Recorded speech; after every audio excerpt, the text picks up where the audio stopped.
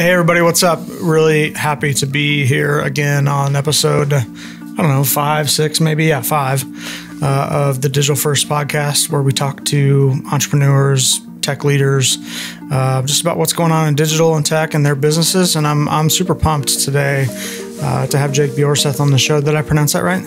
Oh, nailed the pronunciation. Okay. That's a tough one. Perfect. So all right. Appreciate it. Well, so Jake, I'll let him do an intro, but I had lunch with you, I don't know, maybe it's been probably 2 years ago now. Yeah, 18 months or 2 years. Yeah, we had lunch at the taco joint downtown, Mission Taco, which is like my favorite place in the city.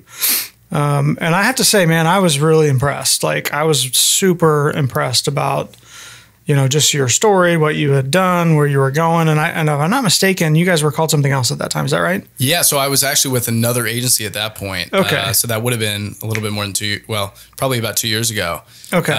So tell me that story. I mean, I wasn't sure if you guys rebranded or if you started a new company or what. Give me a little background on Jake and where you came from, what you're doing.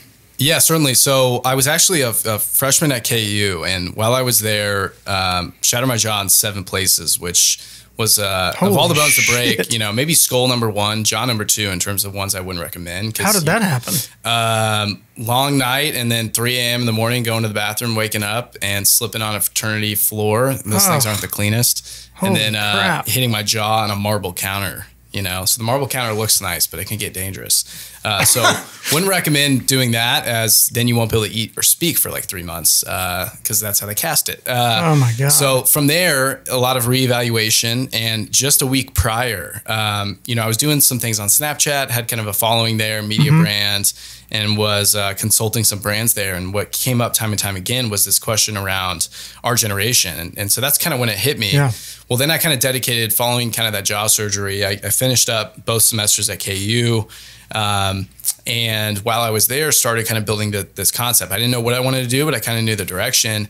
Then that summer, hit the ground running with it, used all the last of my money, last $600 to get a office space just for 1 month's rent downtown. Had all my buddies work for me on sweat equity, or just, hey, if we make money, I'll give you some, you'll get experience. And then what happened was we got some good PR. We started taking off and actually signing clients and winning contracts. Nice. And then from there, around August, September, all my buddies were ready to go back to school, and I don't blame them. As they should. We weren't big enough to support. And when was this? Like what year? Yes, this would have been August or September of 2018. 2018. Okay. If I'm correct. Yeah, 2018.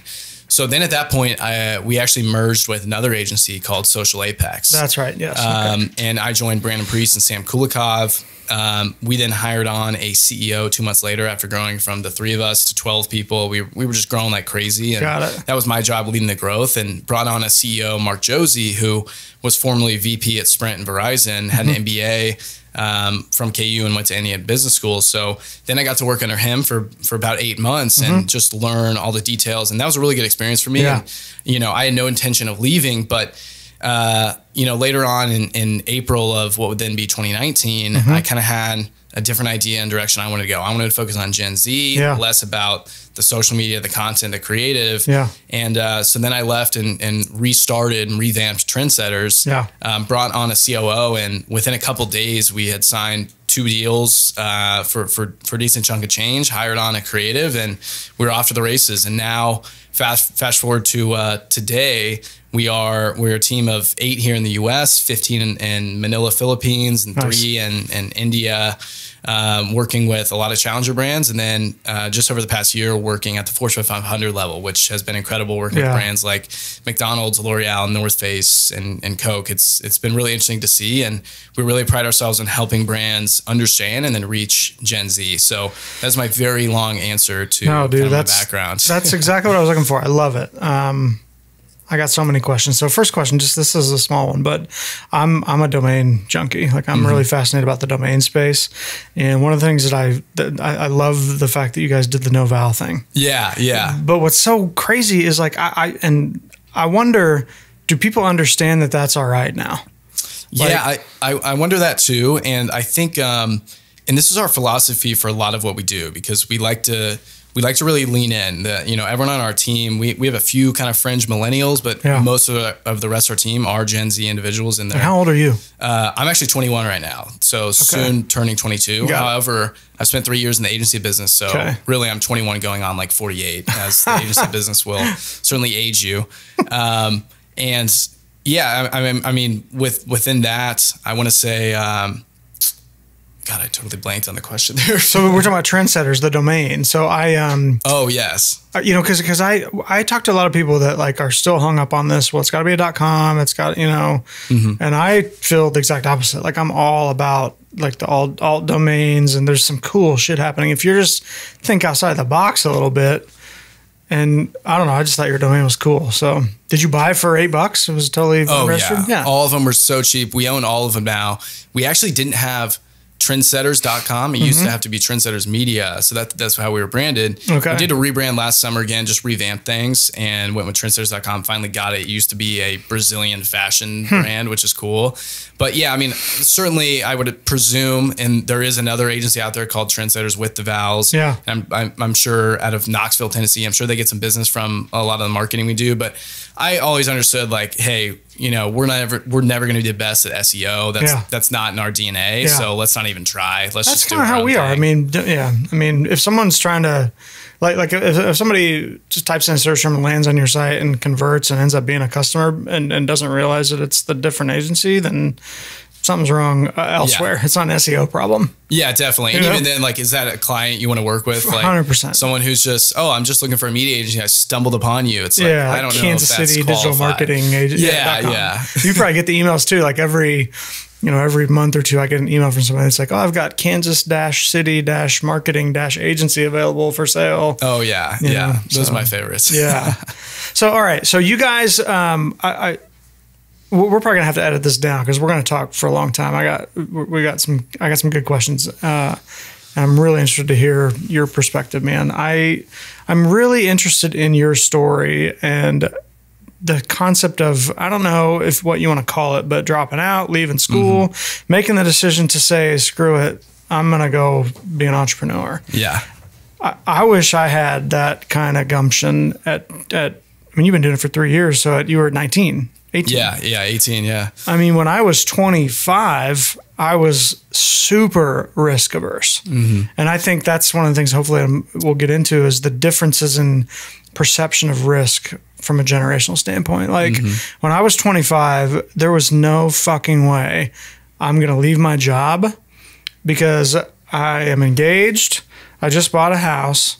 I got a car payment and like the concept of risk was so foreign to me, but looking back, like that's when I should have done it. Like I didn't take my risk until I was 36, So talk to me about what that decision was like. Yeah.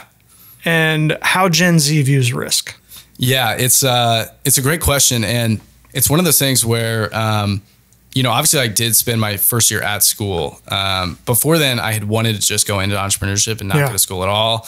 But my parents finally convinced me enough. They're like, hey, just give it a year. And so I agreed.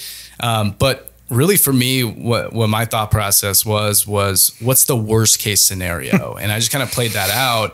And I was like, okay, worst case scenario, I do this thing, it doesn't work, and I'm back in within a semester. Or it blows up in my face over the summer, and then I'm back in the fall. So I just saw very little like worst case scenarios. And the other thing too that I think often isn't mentioned on this note, I think, maybe Gen Z has a little bit more confidence growing up, but I think what that derives from is we just have now access to tools that just weren't the case.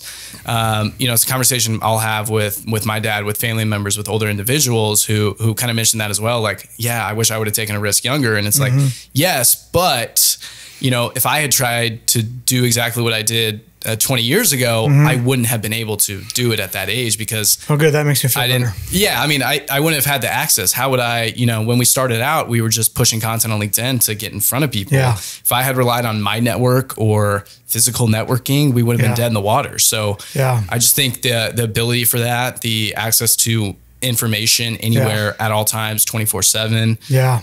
The playing field has been leveled. Yeah. And I think the barriers to entry have just been dissolved. Like any kid nowadays can launch can start drop shipping some merch or some beverage and immediately compete with the biggest brands in the world. And it's just crazy to see that. It's freaking awesome. I mean, Ryan and I worked together 20 years ago at a radio station, and like we were just talking before we got on the air about what that world was like. And I mean, the thought of starting an e-commerce brand back then was like, oh my God, I got to like hire a developer and like build infrastructure and do all this stuff. And now it's like, there's a lot of work involved, but if you really want to do it, you can do it. Yeah. There's nobody telling you like you can't do it. Which is sort of a follow-up question. Like I feel like Gen Z gets dismissed as, I don't even know what the right word is, but this Wall Street Bets Reddit thing recently, nothing pisses me off more about that situation than the people that are dismissing Gen Z and the Wall Street bet traders is, oh, they're a bunch of idiots. Like they're young, they're inexperienced, they don't know what they're doing. That is complete bullshit. Like there are some well-researched investor traders in that community. I'm wondering if you experienced that and how do you feel about that? Yeah, I mean, I think that really encapsulated, and obviously it wasn't just Gen Z, but it's a large chunk of Gen Z driving that push, and maybe not from a capital perspective, but definitely from an attention and media perspective.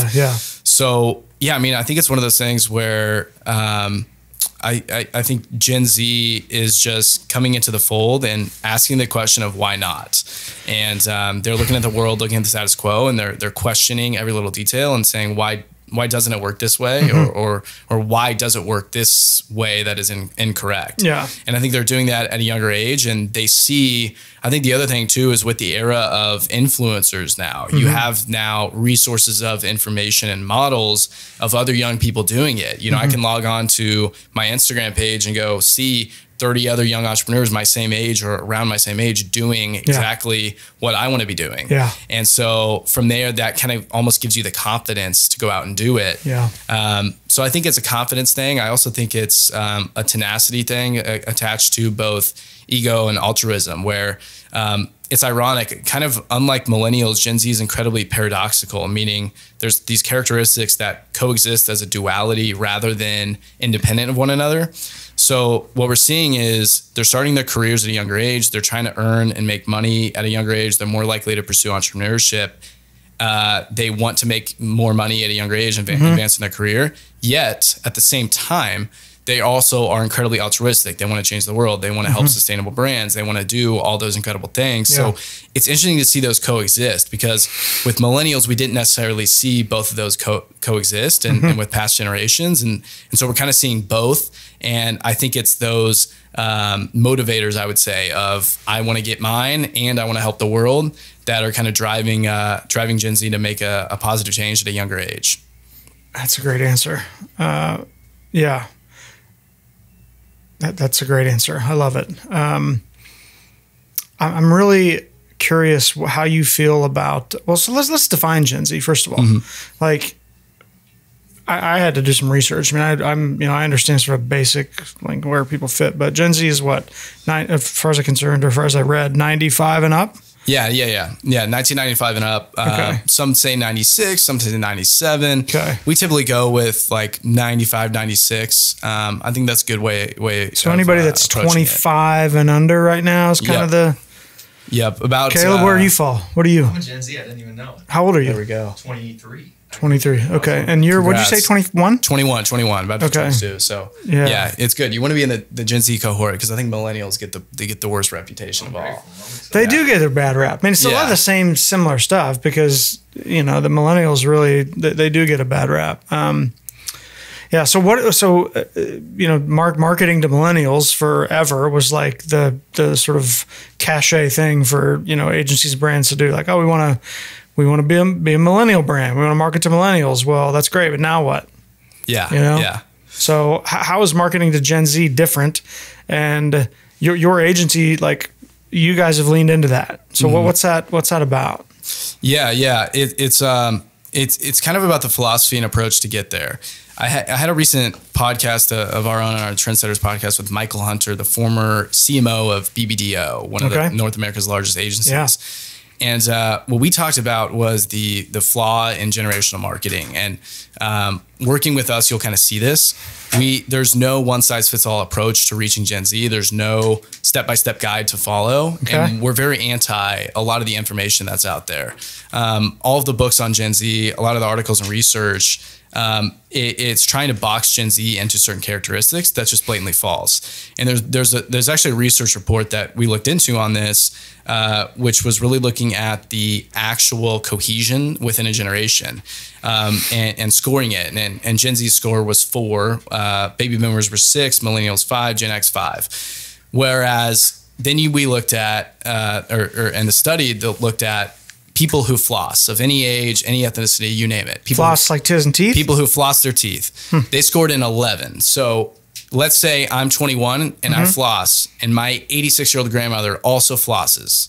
Or say a grandma on the other side of in China also flosses. We're 2.5 times more likely to have characteristics and behaviors in common than me and another 21-year-old down the street. So what that does is it shows the inherent flaw in generational marketing, where we try to box them into a cohort instead of actually looking at them for who they are, which is there's really just a subset of principles and approaches we can apply to a larger generation. And then we can break them into segments to actually engage them. And I think the best way of framing it up, especially when you look at headlines, and this is funny, and I apologize for anyone, because after they hear this, every headline they see with a generation, they're going to read it this way. Replace the word Gen Z, millennial, Gen X, you name it. Replace the generational cohort with an ethnicity or nationality. Hang on, I'm making notes here. So you're saying replace, so any headline that you hear, so if it's like Gen Z likes to X. Yep. Gen Z or millennials love avocado toast. Okay. Right? Or millennials are the generation redefining avocado toast. Now that change that to nationality, and it sounds ludicrous, as it should. Yeah. For instance, Italians love avocado toast. The sheer lunacy behind that really shows it. The other thing too is if you are to loop the entire U.S. cohort of just millennials and they were to make their own country, call it Avocado Toast Nation, right? That country would be up there in terms of the ranks of all global countries in terms of population. So it kind of shows the lunacy that goes into generational marketing and the flaws that exist. And it's really on us to, from the perspective of Gen Z, show the diversity of Gen Z. Gen Z is not only demographically the most diverse generation, but also behaviorally. Interesting. We grew up where we could explore any and all interests. You know, if I grew up in the 80s and say I was interested in Frisbee golf, that became like my passion. I'm all about Frisbee golf, which I know is popular for a lot of people. Yeah, for sure. But let's say my high school didn't have a club for it. Let's say my friends weren't into Frisbee golf. What could I do? Frisbee golf for you. What could I do? That's a good point. I can't pull up a TV show and watch Frisbee golf. There's no Frisbee golf on TV, radio, magazines. There's no Frisbee golf magazine, unless maybe there is. We need to create a Frisbee golf channel on our CTV platform. Exactly. All Frisbee golf all day. Whereas nowadays, what can a 16-year-old do? They can go to YouTube and follow the top 10 biggest Frisbee golfers. They can look Frisbee golf highlights. They can go on Facebook, check out the latest events. So they're able to lean into their personalities and behaviors more than ever before. That's a really good point. Thanks to the internet, thanks to the media and information they consume. That's a great point. I mean, it moves faster too, right? Like, I mean, when I'm thinking back to when I was a kid, I'm 43. And when I was in middle school, like Nintendo was the thing. Yeah. Right. And we were crushing it with Super Mario Brothers and, you know, all the other games. Right.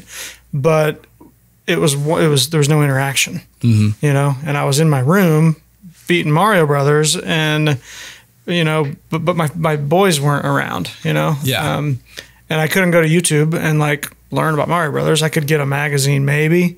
I was into skating and I was my first magazine I ever subscribed to was Thrasher.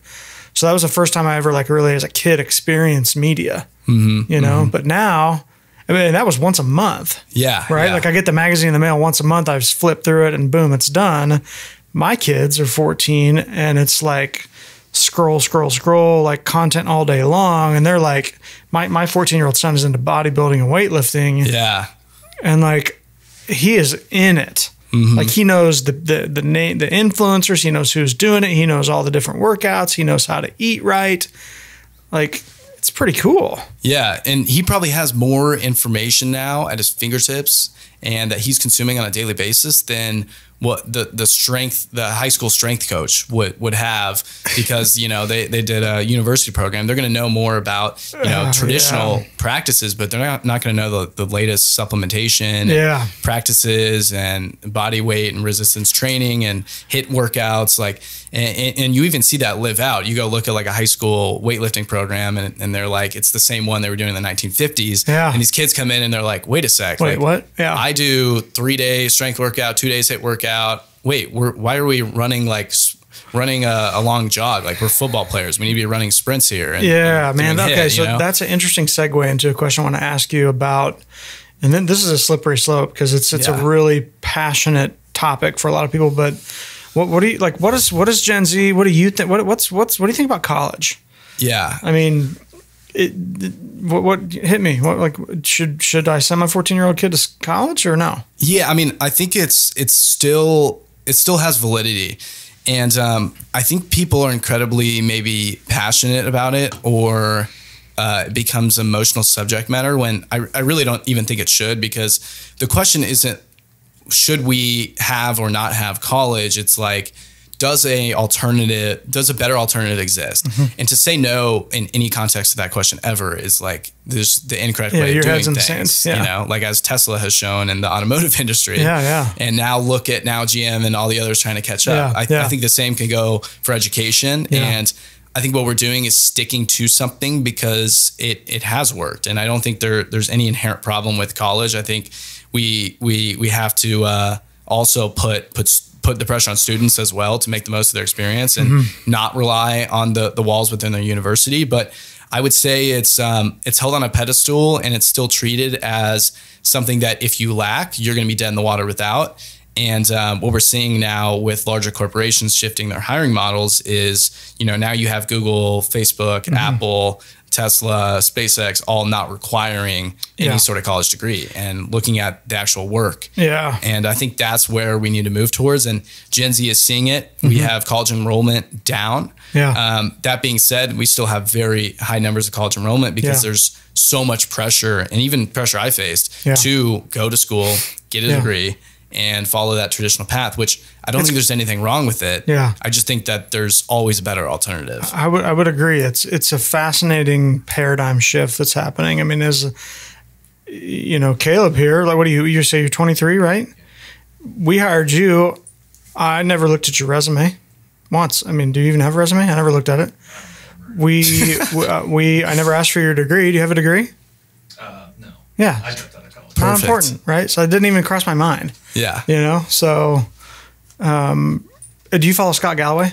Oh yeah, huge fan of Scott Galloway, which I always find, because he's also the professor. And then he's also talking. That's so wild. He talks wild. crap on his own university. He's a freaking professor at NYU, and he comes out and he says like this shit is broke. You know, and he there's a really fascinating post on his site talking about you know, the education model. He goes into he talks about how like Google, Amazon, Facebook, a couple other big companies, you know, how they're like, in order for them to grow at the rate at which they have been growing, they can't make more phones. They can't make more computers. They have to like reinvent industries. And his hypothesis is that like school, and particularly higher education, is the one that they're coming for. You know, and my wife works for an online learning platform. I mean, it's a killer company. It's called Go Skills. It's like, I think they have 7 employees, no office. Everybody's remote. New Zealand, Australia, New York, Kansas City.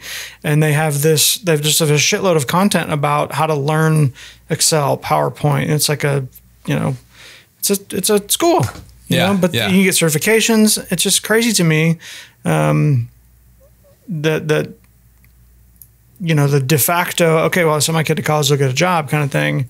I think it's going to get challenged big time. Yeah. And I think the problem, and Scott Galloway references this, but the problem also exists at the top, and that's really what's driving it, when you have a university like Harvard with the biggest, just an insane endowment. They could be their own hedge fund if they want to. They probably are behind the scenes. Yeah. And you have a college like that could afford to take on so many more students. Yeah. And probably not even charge tuition based on how much they have an endowment. Yet, what are they going to do? And what's their marketing and brand approach? Our acceptance rate is so low. That's their approach. So, and when COVID happens, did Harvard, with everything moving virtual and online, did Harvard increase they can now handle so many more students. If physical was a barrier, now you can handle more. Yeah. Or you could build more buildings with your endowment. But so what's your excuse? Yet they bring on no new more students because they want to continue pushing that exclusivity that exists there. And I think that's the other problem too, because I interact with a lot of young individuals that are in schools like a Harvard, like a Yale and such. And the problem is that they get in, the majority of our generation is pushing against this because we see it. Yet then individuals that go to those schools, and these are your straight A students for their entire lives, and they perfect ACT and SAT scores, and they've dedicated their entire life to this system and gaming this system to ensure that they can be at the top. And now they have the rest of our generation saying, screw this, we don't believe in it. Yeah. And so now it's those people that are very high IQ individuals that are fighting back against it. So we're going to have an interesting paradigm shift. I get into a lot of arguments, even with individuals I know at Yale, at Harvard, who I would consider friends. And I debate with them all the time on this. I'm like, look, I understand you are high IQ. That's why we're friends. I enjoy talking with you. It's hacking a different system. Yeah. But I'm like, I see what you're doing. 100%. And for you to defend that for you to defend that so you can hold that degree as a way of getting a better job, you're really just screwing over the kid who can't afford college education in the first place. Yeah, man, that's such an interesting topic. Are you following Lambda School? What's that? No, Lambda School. No, so Lambda School is so interesting. So I got to see this guy speak. His name, I think it's Austin Allred is his name. Really interesting guy. Started this company called Lambda School, Silicon Valley, venture backed. I think he went through Y Combinator, but I'm blanking on the term. But they have a contract called salary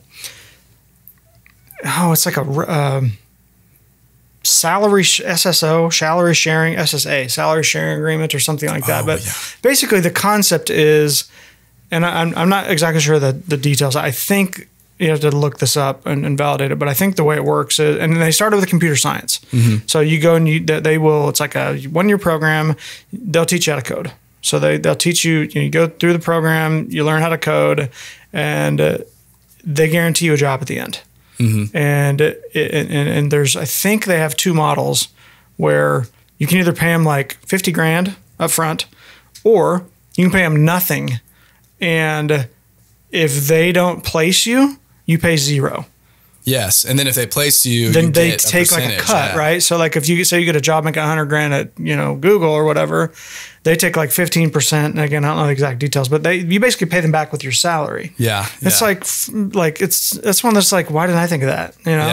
Can you imagine that model for plumbers or trades?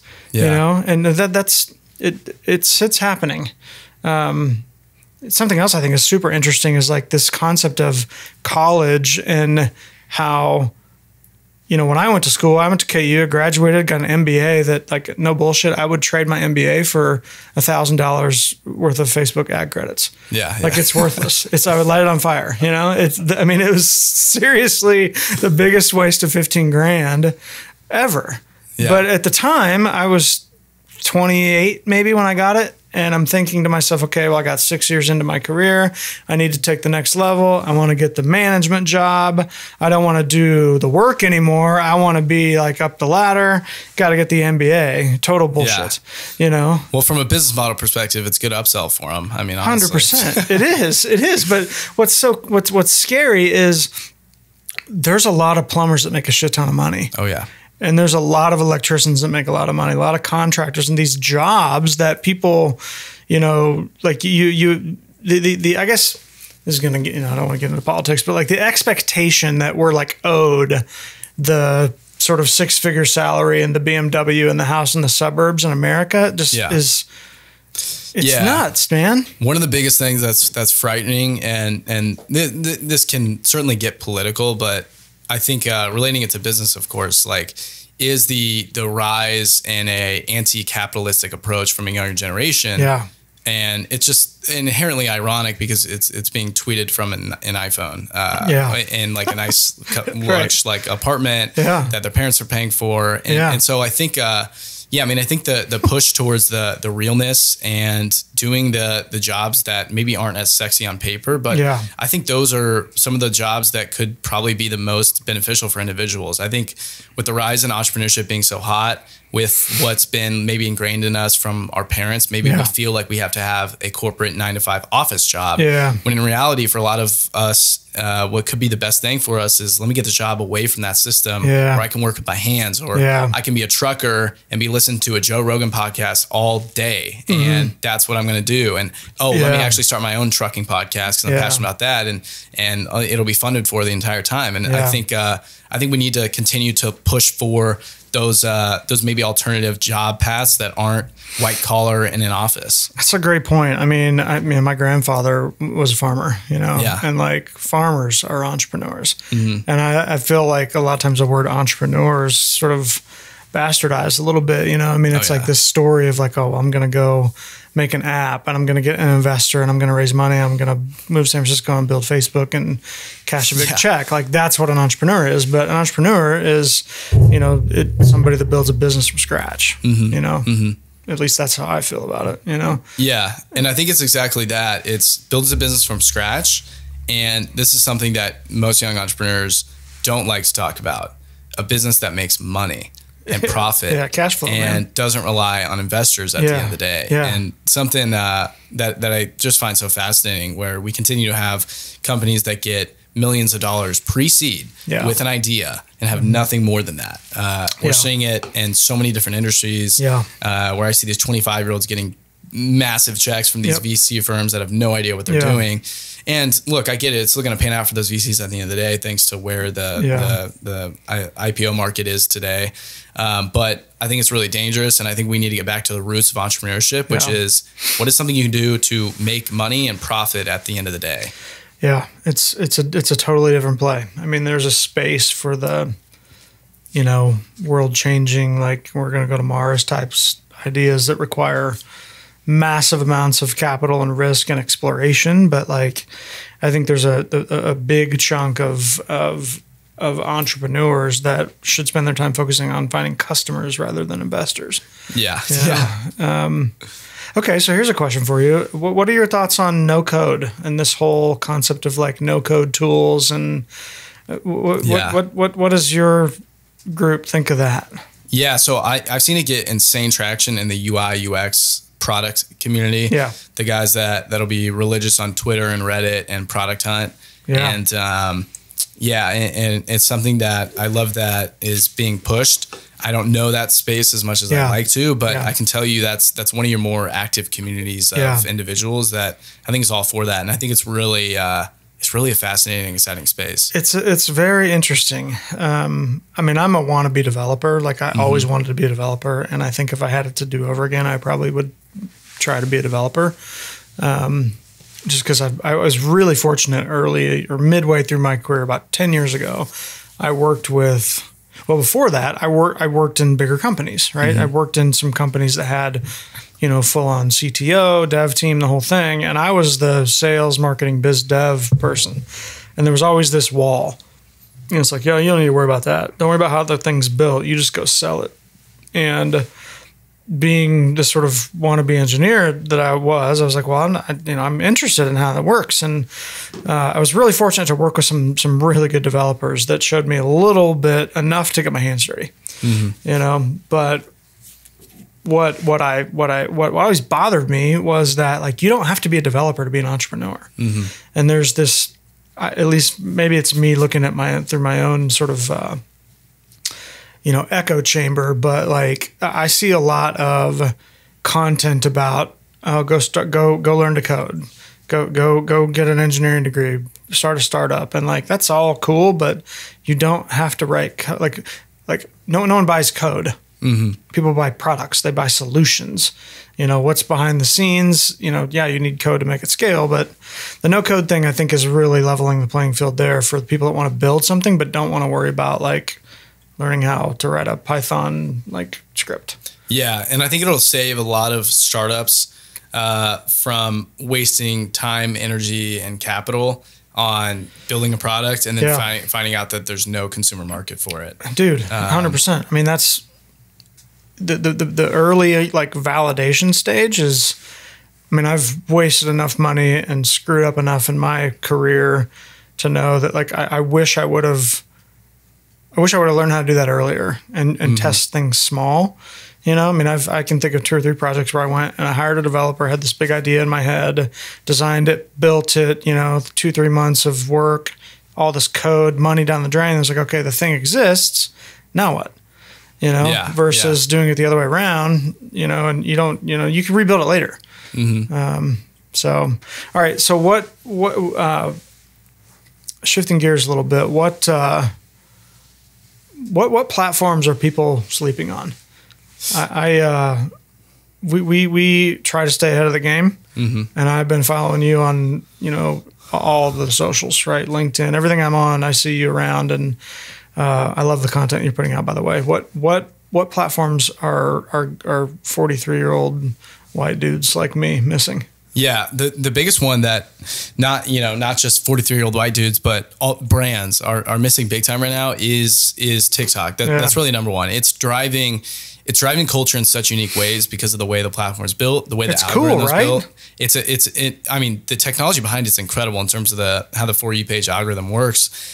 What's fascinating is the average brand post on the platform gets a reach of 118%. So you reach 100% of your followers, and at a minimum, you reach 18% new individuals every single time you post. So instead of Facebook, where you might have 100,000 followers, you post something and 5,000 of your followers see it. Yep, it's backwards. Correct, and that's what's so incredible. But with that, it's one of the most difficult models to actually create.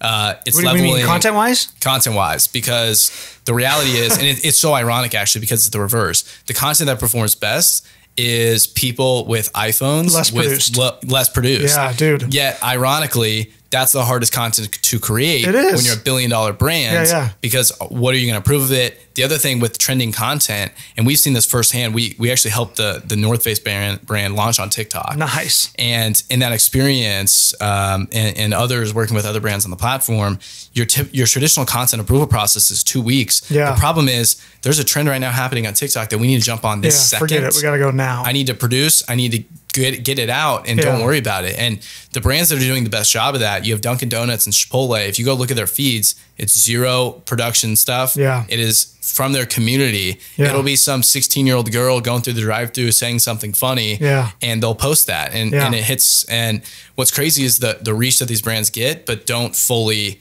take it to the max. And so I think that's one where we're going to see more brands get into it as soon as they dial it in, and we're going to need some innovation there. And that's what we're trying to build and continue to grow. Another one is going to be, how do you convince a brand to get out of the way?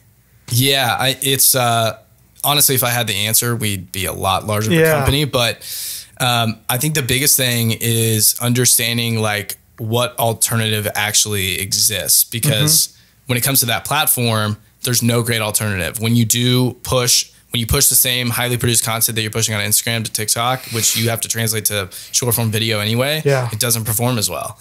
Not even close. Do you think it's a fear issue? Do you think it's a fear of like, you know, this isn't going to look good, it's going to be negative on our brand? It's people are going to think it's under budget. Yeah. You know, I think it's a fear. It's this falsehood of brand standards. Yeah. And it's no different than this fake moat and walls we think that exist around a brand. Yeah. I mean, it's no different than how brands approach their consumer bases, where they want to define their brand rather than letting the consumers do it. They forget the actual true definition of a brand. Dude, it's not your company. Clip that. Yeah. I mean, a brand at the end of the day is defined as the perception of consumers of to what a company should be. Yeah, dude. If that's the case, why are we out here trying to predefine our brand, predefine our customer base, predefine our content? And this idea of brand standards is sheer nonsense. Yeah. As if a younger demographic would, one, even care, two, as if that translates to that negativity actually leading to anything. And I think you see this when you see that Mr. Beast can overnight launch Mr. Beast Burgers. He just closed in on selling 1 million burgers within like a month and a half, maybe less. Did you see this? Unbelievable. You know who Mr. Beast is, right? He's like this crazy YouTube creator. He launched a freaking burger joint. Yeah. So overnight launched a burger joint with through Cloud Kitchens, so no physical locations, through Cloud Kitchens, and it was available in like 75 or 300 cities across the U.S. Yeah, and unbelievable. My 14-year-old was like, this was maybe, what, a month ago when this happened? 2 months ago? Yeah. He's like, can we get Mr. Beast for dinner? I was like, first of all, what the hell is Mr. Beast? And then I started doing research on it. I was blown away. Yeah. Yeah. And what's so fascinating about that is he's able to compete with McDonald's, Wendy's, Burger King, the biggest brands in the world overnight. What's crazy is the combined marketing budgets of McDonald's, Wendy's, and Burger King, the combined marketing budgets is $1.5+ billion. Yeah. Where if you add up those brands and their followings on their main platforms, Twitter, Instagram, TikTok, and YouTube, it totals half of what Mr. Beast has alone. So Mr. Beast alone, for free, organic posting, will reach more people than all of those brands. And when you put that in perspective, you realize that Addison Rae launching Item Beauty can directly compete with L'Oreal. And is she going to take down L'Oreal, P&G, and Unilever? No way. But what happens when Addison Rae wins over the 18 to 20-year-old white girl demographic? Yeah, they're going to buy. And then you have another in another market and so on. Yeah. And there's going to be a frenzy of all these different consumer categories. Yeah. Because I think the barriers to entry are just fading away. So do you see... That's a rhetorical question because I know the answer. But do you see brands becoming, or agencies creating their own brands and brands becoming media companies? Yeah, I think brands have to become media companies and sources for information and content. It'll be interesting. You know, right now, like brands are struggling to create video content for TikTok, which I find embarrassing because what they need to be thinking about is how do we create long form 1.5 hour Netflix specials. That's what we're doing. That are going to air. Yeah. So, exactly. And so that's what I think they need to be worried about. And I think agencies and influencers are the ones that build the next gen of what is going to be brands. We need to put you on the phone with some of our clients. I mean, we've got a couple really interesting conversations going on with clients about creating, you know, we're in the CTV game, right? So we're creating channels and syndicating like Pluto TV and, you know, and Glued and all these other sort of, you know, AVOD, you know, video on demand platforms. There's a lot, all of the TV money is going to that world. Yep. And I think brands have a tremendous opportunity to get in that space. So, all right, one last question for you. Yep. And it's a massive rabbit hole. And I wasn't planning on asking you about it because we have a guest coming on in a week or two to talk, to like go deep into this subject. But I'm dying to know what you think about NFTs. Like what this is. Dear God. Yeah. You want to do another episode on this? Or? This could be its own. NFTs are really interesting. You just had somebody on your podcast talking about it, yeah? Yeah. Okay. From our TrndsTttrs team, I had him research that really in depth, get in touch with some people at 1:37 p.m. and some other sources to get all the latest news. So, I mean, it's a fascinating space where I think it's very similar to your Wall Street Bets gang and others. Investors, day traders, entrepreneur guys, side hustlers, slinging stuff left and right. Have you ever bought one? No, I have. So what's so fascinating is like, I've never been into the buying and reselling stuff. I've never, gotten on the garage sale thing or the sports cars thing. It's always been like, look, I just like business for the fun of it. I don't like the making money part, and I don't want to resell Pokemon cards. Like, that's not interesting to me. I want to go read a cool book. Yeah, I mean, it's a really fascinating space, and I think it's really going to transform. I will say, like in the short term, I think it's overhyped in the short term from a sense of like who can actually make money on NFTs. Yeah. Like Logan Paul is going to make $5 million because he's Logan Paul. Yeah, he would make $5 million if he sold anything, you know, and did it correctly. Are you familiar? Do you know who Scott Lynn is? Have you ever met Scott? No, I haven't actually. So Scott's, I mean, he's a little younger than me, but he started a company in Kansas City called Ad Knowledge. And it grew to, I mean, they're still around. They have maybe 100 employees. I don't know, but Scott did really well and was like super brilliant entrepreneur, young guy, started, you know, this business in his garage, you know, when he was a kid. I worked for him. I was probably 23 or 24 when he hired me, and I think he was 19 at the time. Really? And just a wicked smart dude. Anyway, long story short, he runs a new company. He was on CNBC the other day. It's called Masterworks. And what they do is they allow you to buy and sell positions of paintings, right? Like top 100 paintings, like Monet, you know, like real artists that you've heard of. And I shouldn't say real artists that you've heard of, big name artists, right? And so that world of like investing in art has kind of caught my eye recently. But the NFT thing, I'd never heard of an NFT until maybe, I don't know, 30 days ago. Yeah. And so about 2 weeks ago, I set out like over the weekend to figure it out. I was just like, okay, it was the weekend it snowed here. It was like all icy. Perfect timing, yeah. And so I set up an account on OpenSea and I went in and bought a few pieces and my head exploded. Yeah. I was like, holy shit, they're going to change everything. Yeah. And then I sort of came down on Sunday and I was like, okay, just relax, dude. But then I saw Mark Cuban tweeting about it. And he was like, this is going to change how people do, you know, contracts and collectibles and music. And then this morning, Square buys Tidal, you know, it's all happening. Yeah. It's, what's mesmerizing, and I got this information from TikTok, so this could be totally incorrect. Okay. This shows you what you can get on there. It's not just people dancing. You can get some information there. I was told that the best asset class investment-wise over the past 200 years is art. Art, yeah. That's why Scott said that on his CNBC interview. And, I mean, it may be total bullshit, but he said it, and he's got a company doing it. But yeah, art. Yeah. Highest performing asset class. Is absolutely mind-boggling. Yeah. There's obviously like then interesting like tax loopholes that exist around art. Yeah. But that's all over my head. That is a really interesting rabbit hole, is the whole concept of money laundering. Yeah. And how I didn't know this until 2 weeks ago, but I guess art is like, that's where you go to launder money. If you got a ton of money, you need to hide it or whatever, art's how you do it. And there's all kinds of like in-depth blog posts that talk about how it works. It's really fascinating. Anyway, well, dude, I have to tell you, I'm going to continue following your story and Trendsetters.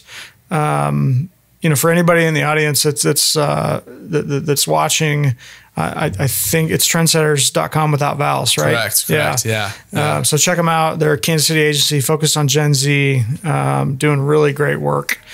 Jake Bjorseth, founder, CEO. How is your company set up? Do you have are you CEO still or? Yeah, founder and CEO, nice. And I have a COO as well. Nice. That's signed in equity, and then a lot of our US team members signed on to long-term kind of sweat equity agreements because awesome. I think. Especially with everyone being young, I'm like, let's get skin in the game, and I want to set you up for long-term success. I love it, man. Well, I'm really happy you decided to come on. Let's keep in touch, man. Good stuff. Definitely. Thanks so much for having me on. Awesome. Thanks.